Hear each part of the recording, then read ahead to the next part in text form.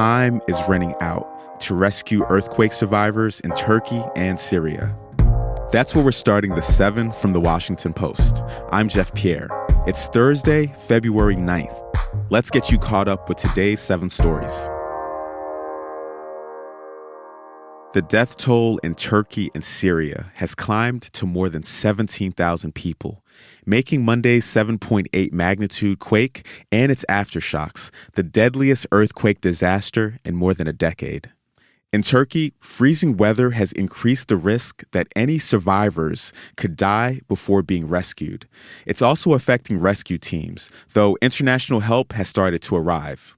Syria is divided into government and rebel-controlled areas, which also complicates rescue efforts, and international aid has struggled to get through.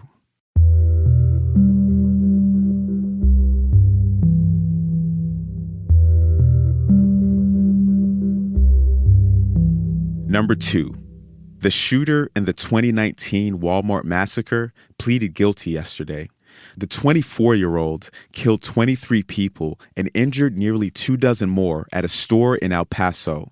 That's near the Texas-Mexico border. It's the nation's deadliest mass killing since 2017. He faces life in prison and will be sentenced in June.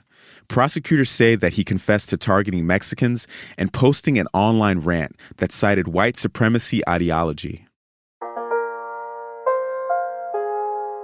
Ukraine is getting ready for Russia's next big attack. That's story number 3. Russia's plans are a mystery, so Ukraine is preparing troops along a huge stretch of land. The soldiers are positioned from the northern border with Belarus to the Black Sea and the south. Ukrainian officials say that the attack could happen within weeks or even days. It could coincide with the anniversary of the invasion on February 24th. In other Russian news, Dutch prosecutors said yesterday that Russian President Vladimir Putin probably played a role in the 2014 crash of Malaysia Airlines Flight 17. The plane was shot down by pro-Russia separatists, and the Dutch found that Putin likely signed off on a decision to send them missiles.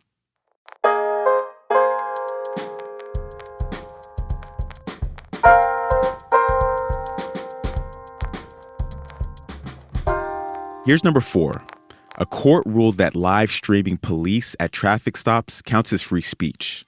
This week's ruling involved a North Carolina man who was threatened with arrest for live streaming officers in 2018.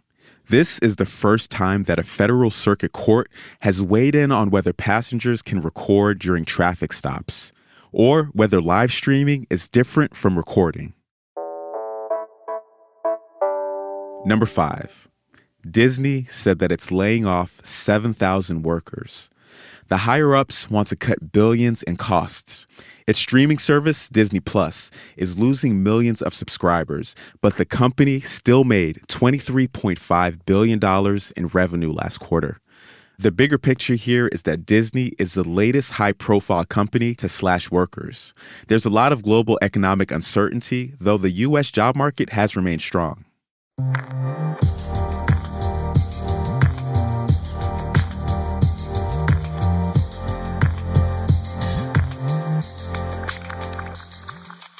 Number 6 is the reason why people don't sleep close to the NBA trade deadline. The Brooklyn Nets agreed to trade Kevin Durant to the Phoenix Suns. The deal was confirmed this morning. It'll send the 13-time NBA All-Star forward to the Suns in exchange for 3 players and multiple first-round draft picks. This isn't a complete shock. He requested a trade 7 months ago, and the Suns were on that list. If you're a Nets fan, you're probably feeling this. This trade completes the teardown of the Nets' big 3. That's KD, Kyrie Irving, and James Harden. Kyrie was traded to the Dallas Mavericks earlier this week. And we may not be done. The NBA trade deadline is today at 3 p.m. Eastern Time. And number 7. Researchers want to shoot dust from the moon to help cool the Earth.